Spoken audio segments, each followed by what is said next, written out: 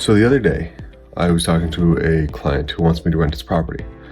He wants me to rent the property for $2,900. It's a full house, great, ready to go, attached garage, the whole 9 yards. Full basement, it's all usable space, fully fenced backyard. It's a great property. The problem is the area that it's in and the current market conditions. I don't think it's gonna rent for maybe $2,400. It's a little dated inside. It's ready to go. It doesn't need anything. But he wants top dollar for something that's not worth top dollar in today's market. The issue is, who gets to be right? Obviously the client's always right.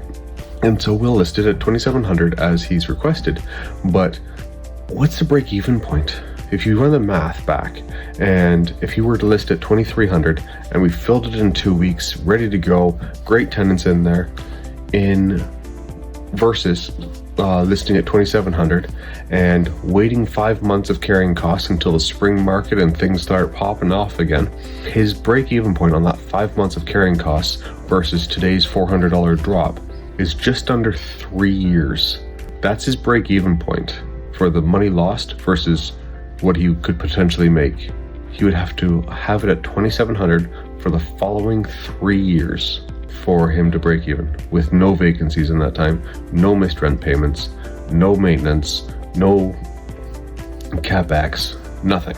Average rent period for a tenant in our area is lower because we've got the base. So a military posting is 1 to 4 years typically.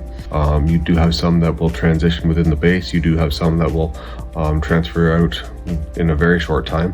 We had one that was posted 6 months in. He was posted here and now he's been posted to a different country. So you do have those. But average we found in Trenton is about 3 years for a rental.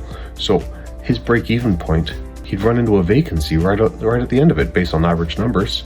Like, I guess it all comes down to doing your math and your homework before you make the purchase, making sure you're not over leveraged, and making sure you've got a war chest in place so that if you do run across vacancies, you're able to get by. If it needs a roof or a furnace or an HVAC system, or there's a leak and the driveway collapses because there's a sinkhole caused by the tree, like stuff that we've dealt with this past year.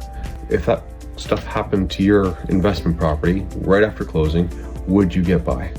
Or could you use the extra rent and get it done now?